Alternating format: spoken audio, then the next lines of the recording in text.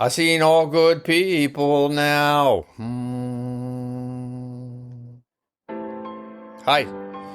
What do you think is standing between ourselves and the whole universe? Between our interior minds and our exterior world? What is it? Is the interface of our own minds. It is something ineffable, something you can't touch, but something that certainly one can feel. One can appreciate what I'm saying when we think of our emotions. One can appreciate what is being said here when one thinks of one's actions. When you move your body, when your tongue moves in speech, when our chest rises and subsides while we breathe, while our heart pumps, squeezes, oxygenated and carbon dioxide laden air in and out of our vascular system. All of these things are going on, some simultaneously to the deeper reaches of our minds, of our brainstem, of our cerebellum, of our cerebrums, left or right. All kinds of different interactions are going on inside. How does this correlate to what's outside? What are we suggesting? Nothing in particular, just of being aware of what's going on. We are determining inside of ourselves. We are responding to our outside environment, but we are also creating our response. In this way, we can be more mindful, and being more mindful, having a better grasp on what the possibilities are before us, what we can choose to do, what kind of assumptions we can make.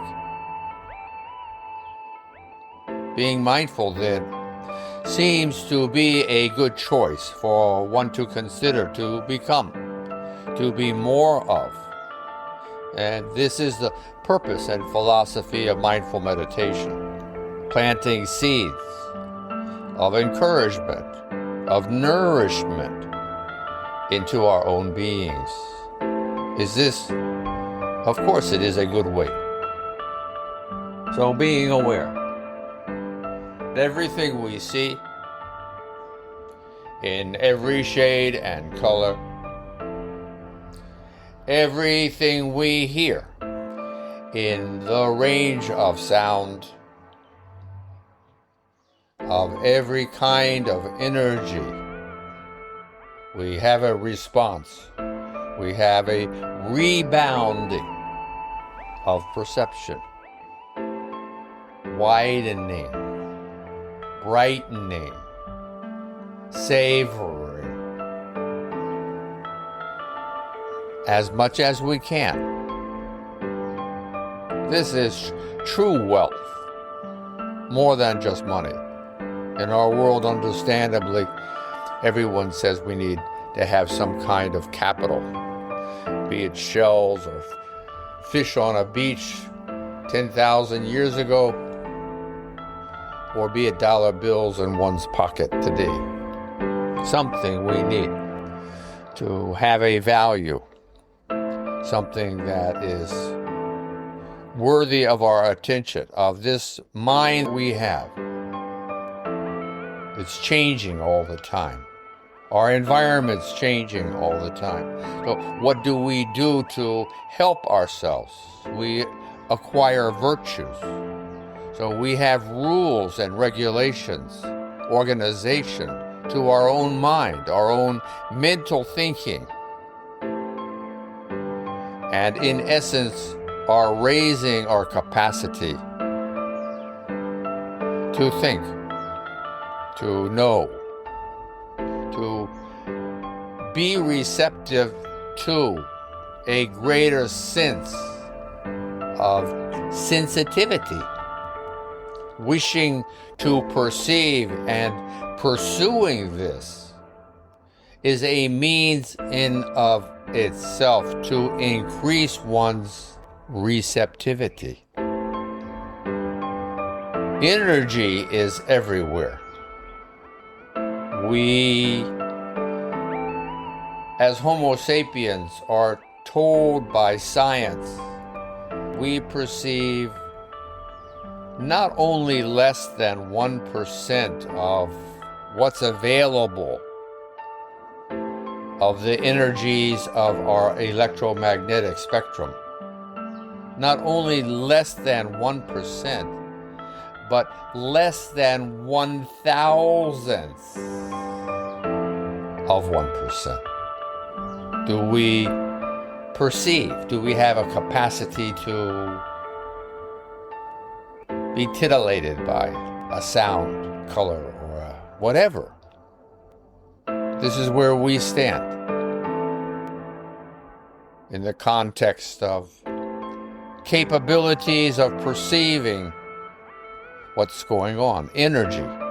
So when we speak of extrasensory perception, we're not speaking of extrasensory perception so much as we're speaking about gaining a little tiny bit of a direction from something, because we have no idea. I have no idea. Maybe you do. I think we all have some idea that there is more going on. When other animals, even just upon this planet Earth, have a sense of the deeper sounds of our world, of storms coming or of earthquakes about to occur, things like this. Or when animals have an ability to find their owners traveling thousands of miles in some circumstances to reunite. When people have extrasensory telepathic experiences or visions or a prophecy. This is what we're talking about. These little things. But they're not little, they're just different things. To lesser and greater degrees of understanding. Being here now, bundles of miracles. From the beginning of time. Finding in one's own majesty the sense of warmth one feels. One's blood coursing through one's veins, picking up thermal energy from our heart's own squeezing action. It's exercise. Squeeze your hands together, not necessarily tightly, but just squeeze them together and then open them, and do this 20 times. And as a result of this, your hands in this area, your palms, your fingers are all going to have been warmed up. Yes? This is what we're doing inside. When we breathe, the bellows of our lungs and our diaphragm open, stretch. And when we exhale, they do the same. They close. They shrink. This is a muscular activity. Adding to the heart's muscular motions. And we have warmth. And we transfer it around. This is what we're doing. Being aware of this, please. This is a tool. This is a simple and easy beginning to find a deeper sense inside of oneself. When you can feel your own warmth. When you begin to realize what you are, whom you are, why, how, what, when, and where. Asking these questions just about that which you like to think of as your own being, and answering or questioning or not being sure. It's all okay and good answers. It is the question itself. It is opening Pandora's door. You can shut it if you wish. Being here now, not only aware of this warmth, but being aware of the circulation of one's blood, feeling one's pulse, feeling deeply inside, beneath one's skin, beneath the heat emanating past your hair, into the very beginning of this atmosphere in which we are immersed. The air from where? Where was the air we're breathing a year ago, a month, a day, an hour? What is it composed of? 6 questions, Thomas Wilson, 1560 AD.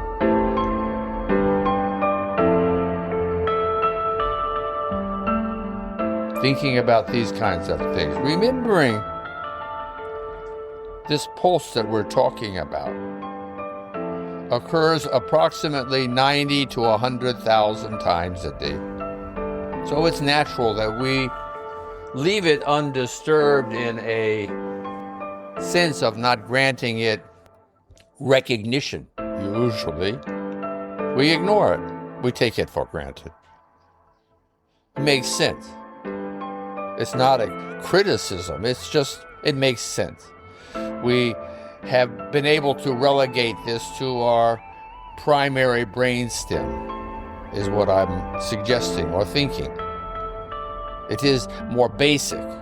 It is further back in the chain of iterations of life which we are a part of evolution, part of our generational background. How many millions of generations in the rear is the act of one's heart squeezing part of, or one's lungs, most likely around the same time, right? Because they work together. Our breathing and our circulation, our vascular system. So how many? I think hundreds of millions of years. Thinking about these things, and no particular reason, but no particular reason not to.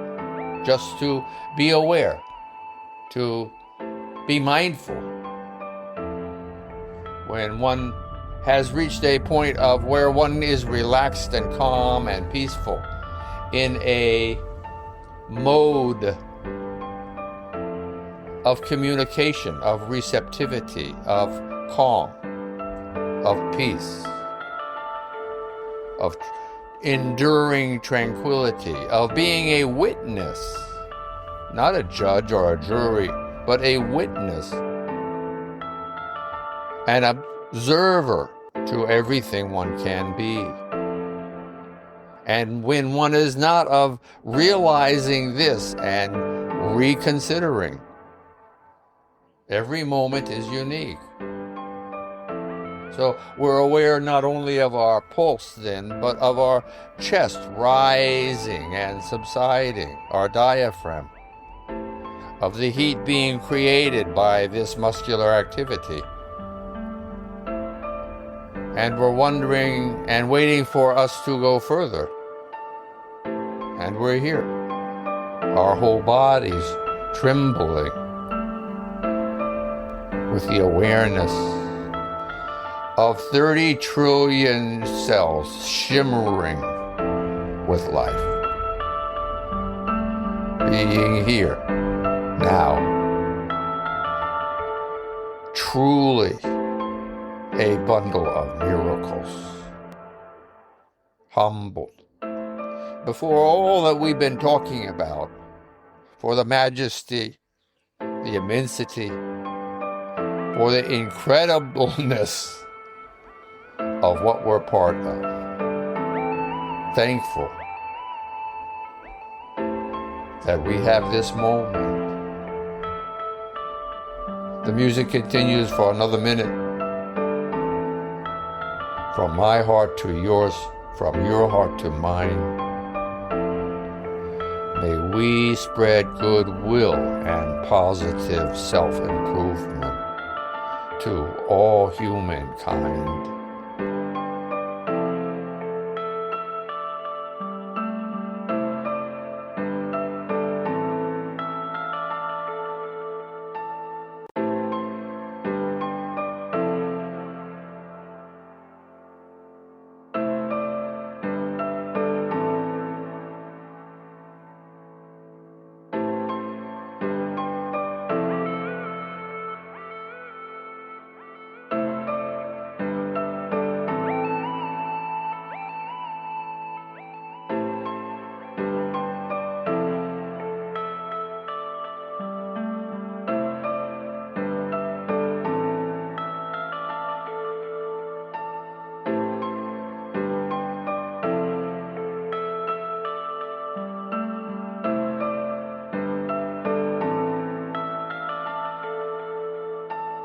Namaste.